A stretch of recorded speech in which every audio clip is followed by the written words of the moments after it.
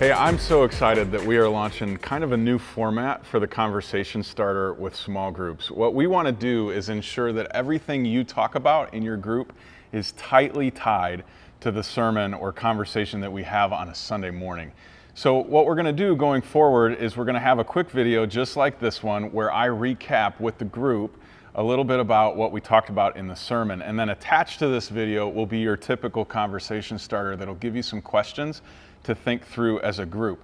But the way we're hoping you'll use it is that this video would be viewed by the group at the very beginning of your session, and then you would go into discussion from there, because we know that even in the time between a Sunday morning service and a Sunday evening get-together, you can lose a lot because your kids are calling your name, your phone is ringing, you've got work stuff to catch up on. And so we want to make sure that everyone's on the same page when they get to group. And also, if you meet midweek or later on in the week, that refresh is going to be a good thing for you. So again, we hope you'll access this video, whether it's through the app or online, watch it as a group, and then have really great discussion over what we talked about on Sunday. So I want to jump right in with you. This Sunday, we kicked off a brand new series called Famous, and we talked about what does it mean to make Jesus famous for the right reasons, because we can all agree to a degree he's famous, but really with a twist, more like infamous, because Jesus is known by almost everybody on the planet, I would imagine, but sometimes isn't known for the right reasons, and sometimes those not right reasons are you and me as Christians. We give him a rep that he doesn't deserve and that isn't true because of the way that we go about life. And so what will it take for us as a church body, for your group in particular maybe, to turn the tide on that and get Jesus back to the place where when people hear his name, he's who they think of and not so much us. And we looked at this passage in John chapter 6 that again sometimes would feel like, why did that get included? Because people walk away from Jesus. In John 6, starting in verse 60, he's just concluded this really difficult teaching, and he goes on to kind of draw the line in the sand about who's his followers and who's going to leave, and a lot of people leave. A lot of people. In fact, again, most scholars think that it went from about 20,000 people down to 12 people.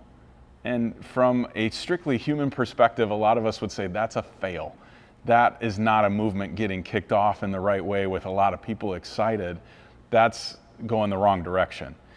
But what Jesus was doing was he was making sure that the people that were going to launch this movement that you and I call the church were radically committed to him.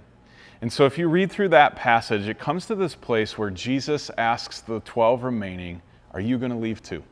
And again, he doesn't ask that because he's insecure. He asks that because he wants to make sure they understand what they're getting themselves into. And Peter responds with this amazing response that basically says, Jesus, what else do we have? There's nothing for us to go back to. You're the one that we find hope in. You are the Holy One of God. And so he gives us this pattern, this example of what radical and fanatical commitment look like in our relationship with Jesus. Again, recognize that Jesus is a polarizing entity. So we can't be shooting for consensus. Not everyone's going to agree on him. Just like not everyone agrees on music or movies or books, not everyone's going to agree about Jesus. And sometimes we can think, well, that's an insurmountable odd that we're up against. We'll never get everybody to agree. And you're right, we won't. But with a few really committed, with a small group like yours really committed, or a church like ours really committed, great things could happen, big things could happen for the kingdom through us. And so what we're asking everyone to do, what Jesus is asking everyone to do, is to live a life on display. The kind of life where everybody else we recognize is watching. And they're picking up on who Jesus is based on who we are. Because again, Christians are kind of the key to making Jesus famous or infamous. And so we need to get really practical and really, really strategic about how we're living our lives, and not just practically out loud, but how we're even thinking about it.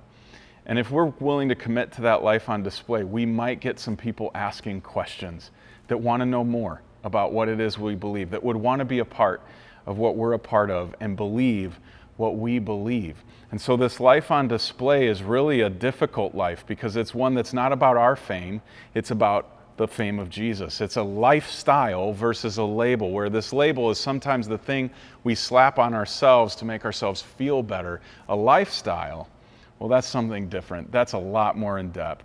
And so what we're going to do over the course of this series is we're going to talk about the way we think, the way we integrate, the way that we share on social media, and even the way we work as we look at what it means to make God famous. So again, there's a conversation starter attached right to this video. I hope you guys have a great time together as a group. Enjoy each other's company, and remember, we always believe that the best way to grow is in a circle, not a row. Have a good one.